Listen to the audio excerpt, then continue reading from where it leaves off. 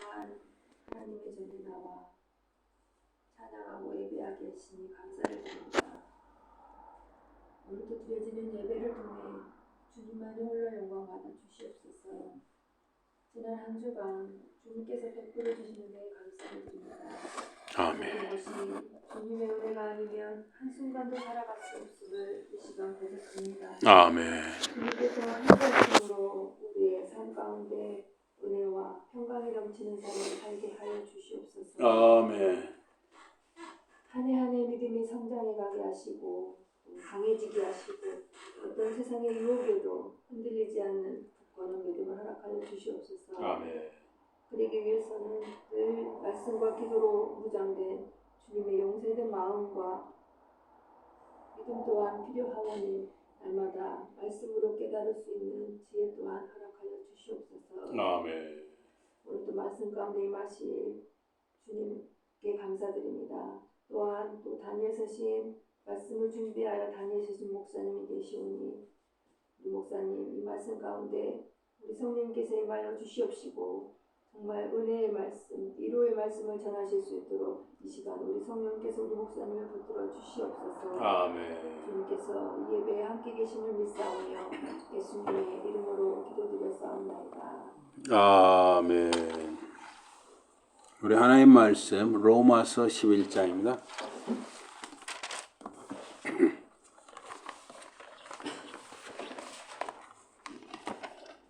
로마서 11장 1절부터입니다. 로마 11장 1절부터 7절까지 보겠습니다. 그러므로 내가 말하노니 하나님이 자기 백성을 버리셨느냐? 그럴 수 없느니라. 나도 이스라엘이니요 아브라함의 씨에서 난 자요 베냐민 지파라. 하나님이 그 미리 아신 자기 백성을 버리지 아니하셨나니 너희가 성경이 엘리야를 가리켜 말한 것을 알지 못하느냐? 그가 이스라엘을 하나님께 고발하되 주여 그들이 주의 선지자들을 죽였으며 주의 제단들을 헐어버렸고 나만 남았는데 내 목숨도 찾나이다 하니 그에게 하신 대답이 무엇이냐? 내가 나를 위하여 바알에게 무릎을 꿇지 아니한 사람 7,000명을 남겨두었다 하셨으니 그런지 이와 같이 지금도 그 은혜로 택하심을 따라 남은 자가 있느니라. 만일 은혜로 된 것이면 행위로 말미암지 않음이니 그렇지 않으면 은혜가 은혜되지 못하느니라. 7절 같이 봅니다. 시작. 그런즉 어떠하냐? 이스라엘이 구하는 그것을 얻지 못하고 오직 택하심을 입은 자가 얻었고 그 남은 자들은 우둔하여 졌느니라. 아멘. 오늘 말씀 제목은 유대인도 주님 은혜로, 유대인도 주님 은혜로라는 제목입니다. 이 로마서 11장은 이스라엘 회복을 다룹니다. 모두 회복되는 것이 아니라 은혜로 남은 자들이 그렇게 됩니다. 하나님께서 이스라엘을 완전히 버리신 것은 아닙니다. 그들 이스라엘 모든 사람들이 복음을 거부한 것은 아닙니다. 엘리야 선지자 시대처럼 바울 시대나 지금 2025년에나 각 시대마다 참 신자들, 남은 자들이 유대인들 중에도 그리고 이방인들 가운데도 있습니다. 그래서 우리는 사실은 이방인들이죠. 이방인들인데 유대인 기준으로 보면 우리는 이방인들인데 남은 자들은 복음을 받았고 은혜로 구원받았습니다. 율법 행위로 뭘 이렇게 지키거나 무엇을 행해서 구원받은 것이 아닙니다. 이스라엘 사람들은 복음을 거부했고 다윗의 예언대로 눈이 멀었습니다. 그래서 예수님을 십자가에 못 박았죠. 그러나 그들 이스라엘이 넘어져서 완전히 버려진 것은 아닙니다.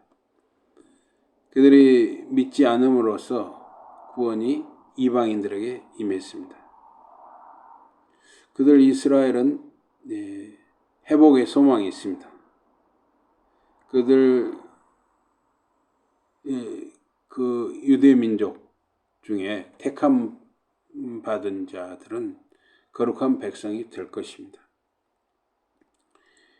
이 회심한 이방인들은 그래서 우리들은 믿지 않는 유대인들에 대해서 우월감을 가지면 안 되는 것입니다. 사실 중세 시대라든가 또 독일 히틀러 이런 때 보면 유대인들을 많이 죽이거나 핍박하는 일들이 있었습니다. 또 기독교인들이 유대인들을 핍박하는 일도 많았습니다. 사실 어떻게 보면 잘못된 것이죠. 불신 유대인들은 믿지 않음으로 넘어진 것이고 믿는 이방인들은 믿음으로 선 것입니다. 유대인들 원가지들은 참 감람나무에서 부러졌습니다. 그리고 이방인들이 그들 대신에 그 자리에 접붙여졌습니다. 이 접붙여진 이방인들은 그래서 바르게 믿고 행해야 합니다. 그렇지 않으면 그 이방인들로서 이제 우리 예수 믿는 신자들이 되었지만 우리가 잘못 행하면 우리도 역시 잘려나갈 수 있다는 것입니다. 유대인들이 믿게 되면 그들이 다시 접붙여지게 됩니다. 이방인들의 충만한 수가 차면 이방인들이 계속 믿는데 그 충만한 수가 차면 구원자가 하나님 언약대로 야곱의 불경건함을 돌이키게 됩니다. 그래서 유대인들의 이 조상들 때문에 하나님이 그들 이스라엘을 사랑하시고 다시 그들을 부르시고 하나님의 은사들을 그들에게 부어 주실 것입니다. 그래서 지금 이방인들에게 복음이 전해진 것처럼 복음이 다시 그들 유대인들에게 전해질 것입니다. 그것은 지혜와 지식의 무한함과 측량 못할 하나님의 심판에 따른 것입니다. 하나님은 만물의 창조주, 보존자, 통치자이시니 모든 찬양을 하나님께 돌려야 합니다. 여기 1절에 보니까 그러면 제가 묻습니다. 하나님께서 당신의 백성을 버리셨습니까? 결코 그렇지 않습니다. 나 자신이 이스라엘 사람이요 아브라함 자손이며 베냐민 가문 출신입니다. 하나님이 자기 백성을 버리셨습니까? 라는 이 바울의 질문은 많은 것을 담고 있습니다. 이스라엘이 복음을 거부한 것은 하나님의 영원한 계획과 이스라엘 자신의 선택과 결부됩니다. 이스라엘의 운명이 끝났고 회복 가능성이 없는가? 그렇지 않다. 바울은 단호하게 그렇지 않다고 합니다. 이 유대인들 혹은 이스라엘의 이 현재 상태에도 불구하고 이스라엘은 영원히 버림받은 것은 아니라는 것입니다. 그 증거로 바울은 나 자신이 이스라엘 사람이요 아브라함의 자손이며 베냐민 가문 출신이라고 합니다. 예수님과 예수 믿는 자들을 박해했던 바울 자신이 이스라엘 사람, 유대인으로서 이제 구원받던 자가 되었고 복음을 전하는 자가 되었다는 것입니다. 그래서 나 또한 이스라엘 사람이라 이것이 바울의 고백인데 예수를 메시아로 믿는 바울의 믿음은 하나님의 택함을 받고 복음을 받아들인 일부 유대인들이 있다는 증거였습니다. 그러니까 유대인들이라고 해서 다 안 믿는 것이 아니라 그 택한 자들은 복음을 받아들인다는 것입니다. 우리가 하나님의 일하시는 증거를 원할 때 먼저 우리 자신을 돌아볼 수 있어야 합니다. 이것이 바울이 했던 것이 우리가 취해야 할 자세입니다. 그래서 하나님이 어떻게 일하시는가 하는 것은 여러분과 저 자신을 먼저 돌아볼 필요가 있습니다. 내가 예수 안에서 어떻게 살아왔고 예수 안에서 어떻게 변화되고 있는가, 또 우리 가족이, 우리 집안이, 우리 주변이 어떻게 변화되는가를 돌아봐야 합니다. 이 로마서 11장 2절에서 5절에 남은 자들에 대한 말씀입니다. 이스라엘 백성은 태어나기도 전에 하나님의 백성으로 택하심을 받았습니다. 하나님께서는 결코 그들을 버리지 않으셨습니다. 여러분은 성경이 엘리야에 관한 구절에서 무엇이라고 했는지 알지 못하십니까? 그는 하나님께 이스라엘 백성을 이렇게 고발했습니다. 주님, 사람들이 당신의 예언자들을 죽이고 당신의 제단도 헐어버렸습니다. 신실하게 주님을 섬기는 사람으로는 저 혼자 남았습니다. 그러나 사람들이 저마저 죽이려고 찾고 있습니다. 이 엘리야가 이렇게 아주 절망적으로 하나님께 기도를 했습니다. 그러나 하나님께서 엘리야에게 대답하신 것은 내가 나를 위하여 7,000명의 사람을 남겨두었다. 그들은 나를 섬기며 바알 앞에서 절하지 않은 사람들이다. 그러니까 엘리야의 생각과 엘리야의 시각으로 봤을 때는 자기 혼자 남았고 지금 자기도 좀 죽기 직전이라 생각을 했는데 하나님은 바알에게 무릎 꿇지 않은 사람이 7,000명이나 있다고 말씀하신 것이죠. 지금도 마찬가지입니다. 이스라엘에는 아직도 은혜로 택하심을 받은 적은 수의 사람들이 남아있다 하는 것입니다. 하나님께서는 미리 알고 계셨던 자기 백성들을 버리지 않으셨습니다. 지금도 남은 자가 있습니다. 바울 시대의 이스라엘은 그들의 메시아를 배척했습니다. 그러나 상당수 남은 자들은 예수 그리스도 복음을 받아들였습니다. 그리고 지금까지도 받아들이는 사람들이 시대마다 있는 것이죠. 그래서 하나님께서 종종 신실한 남은 자들을 통해서 이스라엘에서 일하셨습니다. 엘리야 시대가 그랬습니다. 자기 동족의 핍박을 받은 바울은 엘리야와 특별한 공감을 느꼈을 것입니다. 이 바울이 복음을 전하면서 굉장히 핍박을 많이 받았잖아요. 죽을 고비도 많이 난 거죠. 바울이 그러면서 예수님을 생각하고 또 핍박받은 엘리야 선지자를 생각했을 것입니다. 엘리야는 하나님께 이스라엘을 거슬러 탄원했습니다. 상황이 너무 나쁜 상태에서 엘리야는 하나님께 자기 백성을 거슬러 기도했습니다. 주여, 그들이 당신의 선지자들을 죽였나이다.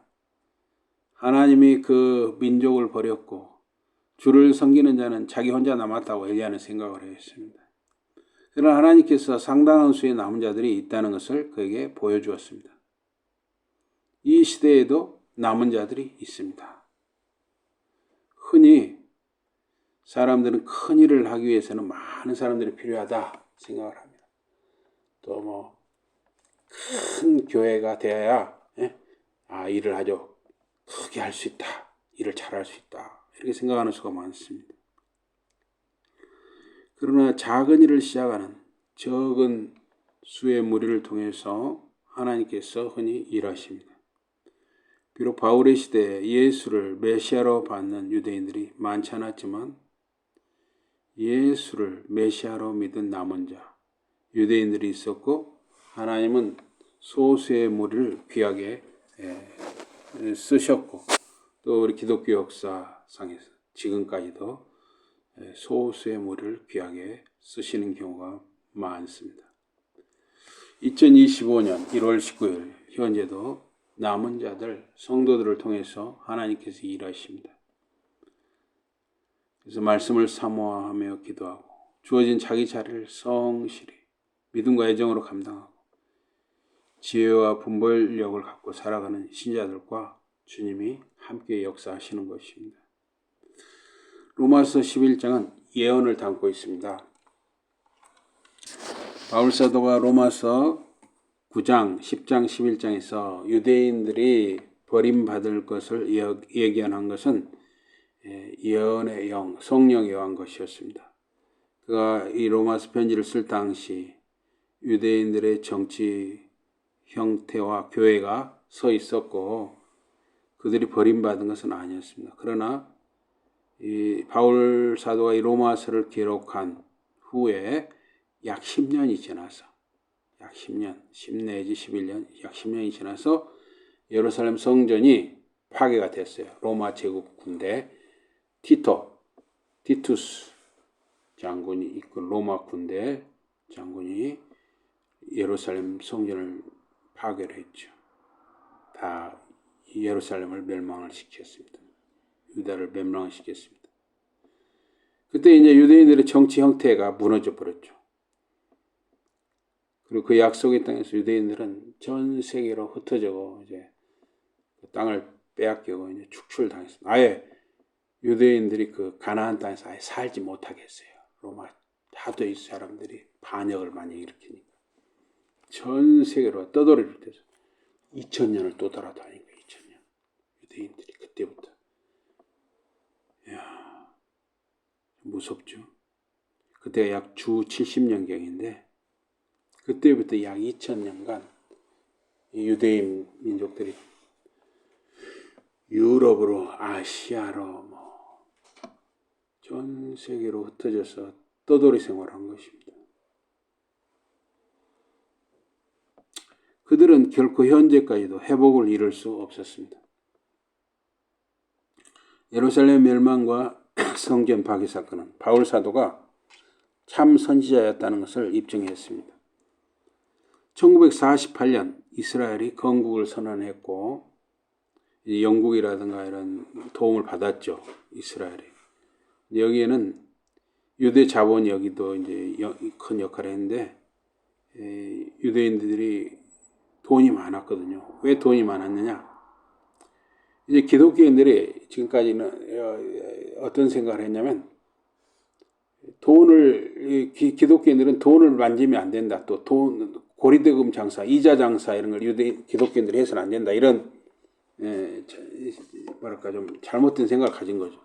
정당하게 이자 장사도 할 수 있는 것이고 정당하게 돈도 만질 수 있는 것이죠. 그러나 이제 그런 잘못된 생각 때문에 유대인들이 할 수 있는 게 없었어요. 기독교인들이 안 하는 아주 더럽게 여기는 이자 장사, 돈 장사 그렇게 유대인들이 했어요. 그것이 유대인들은 전화위복이 된 거죠. 2000년 동안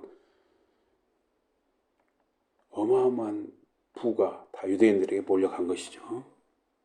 그래서 그 영국이라든가 이런 데가 유대인들을 지원한 이유도 1차 세계든 2차 세계든 이런 때도 유대인들의 그 어마어마한 자본이 그런 도움이 많이 필요했죠.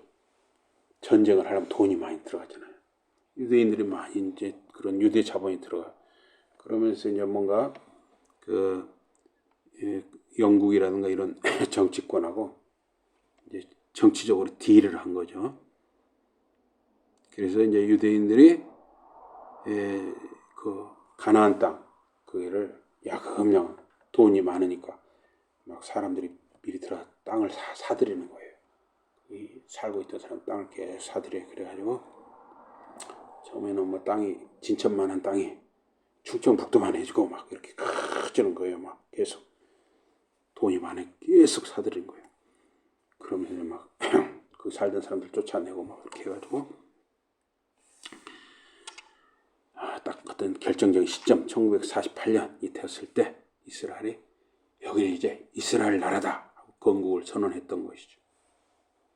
그러자 이제 이어서 주변에 있던 중동 국가들이 벌떼처럼 이스라엘 나라를 쳐들어오고 막 계속 크고 작은 전쟁들이 지금까지도 이어지죠. 지금까지도 전쟁이. 그래서 이제 1948년 이스라엘이 건국을 선언한 거 또 어떻게 보면 꼭 유대 자본 때문이다라기보다는 그러한 모든 것을 다 하나님의 섭리와 주권과 역사 속에서 일어났다고 할 수가 있습니다. 그러나 1948년 이스라엘 건국을 바울이 예언한 회복으로 보기는 어렵습니다. 외형적 정치와 국가 체계 복원이라고는 할 수 있지요. 예. 아브라함, 모세, 다윗 그리고 예레미야 새 언약 그 언약대로 유대인들이 나사렛 예수를 주님으로 믿고 하나님의 자녀들이 되는 일이 있어야 진정한 바울이 말하는 유대인들의 회복이라고 할 수가 있습니다.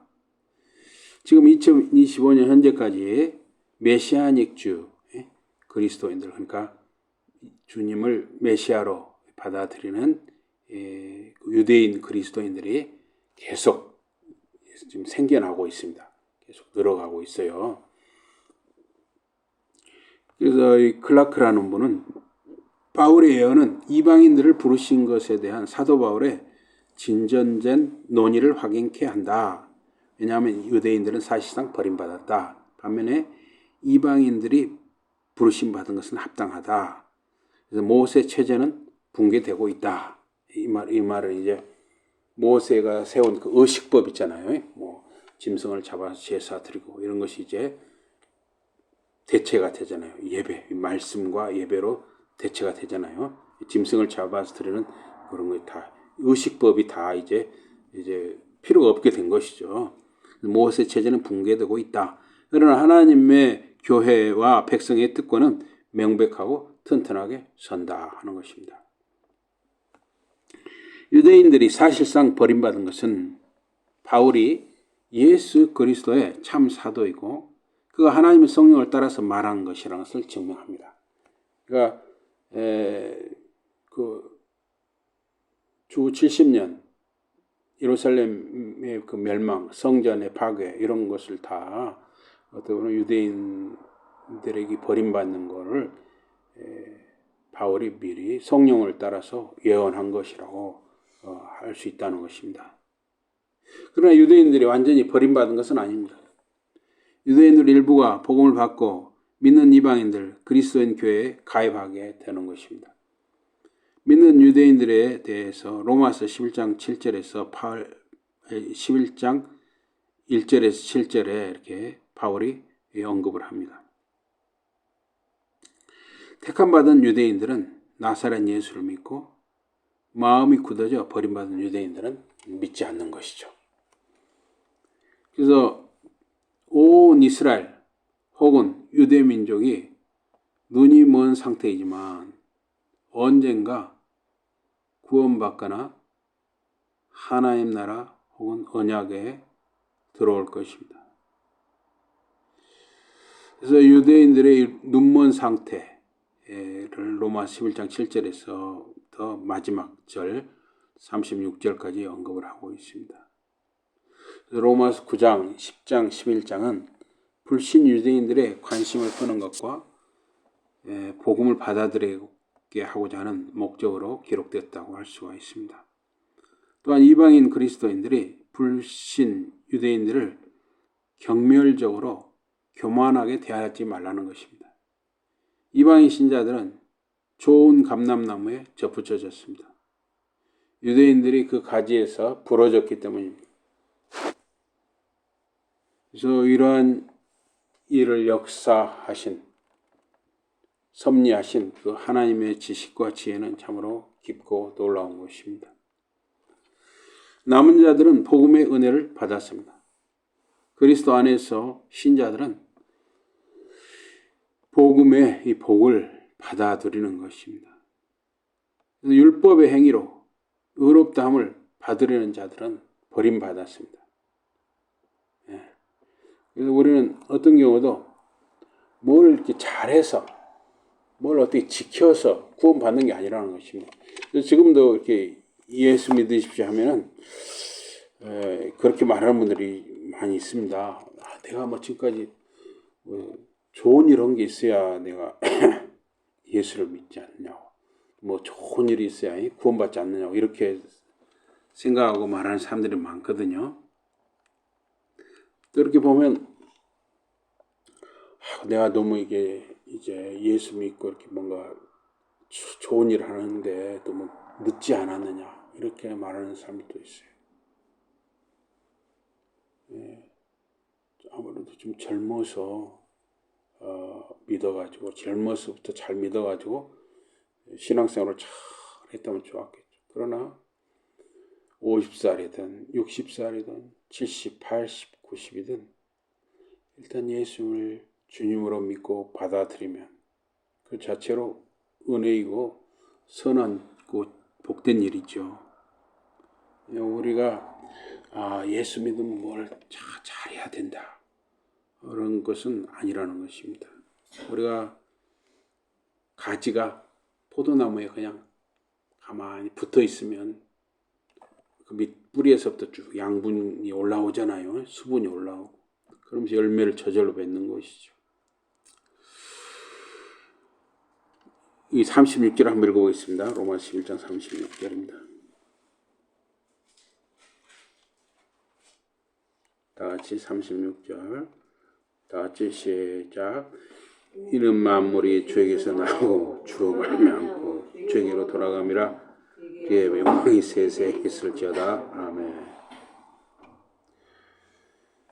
그래서 여기 앞에 34, 35절에 누가 주의 마음을 알았느냐, 누가 그의 모사가 되었느냐, 누가 주께 먼저 드려서 갚으심을 받겠느냐, 이런 생각을 하지 말라는 것이죠. 이렇게 하나님께 이렇게 보답한다, 이런 생각하지 말라는 것입니다. 우리가 여러분들 다 비행기 타보면, 비행기에서 내려다보면 사람이 막 개미같이 보이잖아요. 우리 이 개미 같은 우리가 하나님 앞에, 크신 하나님 앞에 뭘 갚아드리고 뭘 보답할 수가 있겠습니까? 우리는 그냥 감람나무에 붙어있는 가지, 포도나무에 붙어있는 가지처럼 가만히 그냥 예수 그리스도 안에 있으면 된다 하는 것입니다. 자꾸 내가 안 해서 하나님께 죄송하다 이런 생각을 해서는 안 된다는 것이죠. 우리가 살아가는 것은 사나 죽으나 하나님께 영광을 돌리는 일입니다. 유대인들과 이방인들 모두 하나님의 택함과 은혜로 구원을 받았습니다. 모든 것은 하나님께로서 나왔습니다.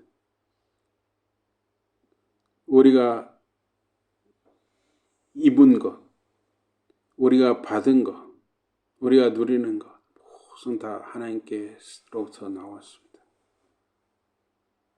우리가 이렇게 가족을 이루고 자녀들, 자손들을 얻은 것도 하나님께로서 나왔습니다. 오직 우리의 삶은 하나님께 영광 돌려드리는 것입니다. 그래서 우리의 자녀들, 자손들을 위해서도 우리의 자녀들, 자손들이 정말 하나님께 영광 돌리는 삶을 살게 해달라고 기도하는 것.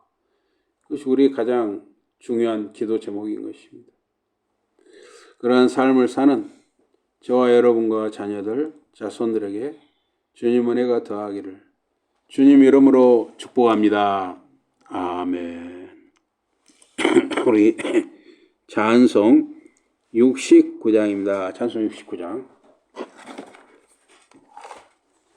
찬송 69장입니다.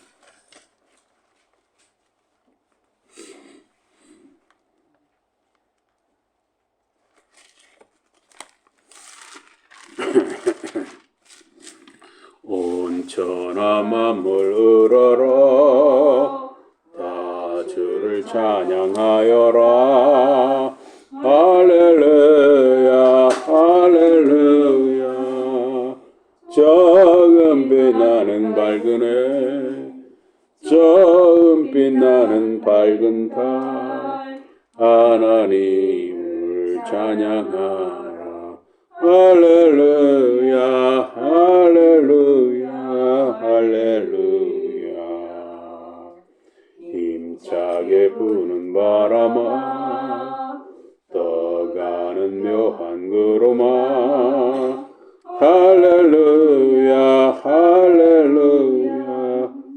저도는 강한 아침에 젖지는 고운 저녁도 하나님을 찬양하라.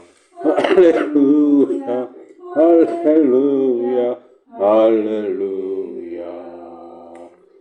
저 흘러가는 맑은 물 다 주를 노래하여라.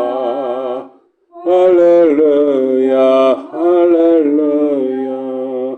저 조화 많은 밝은 불 그 빛과 열을 내어서 하나님을 찬양하라.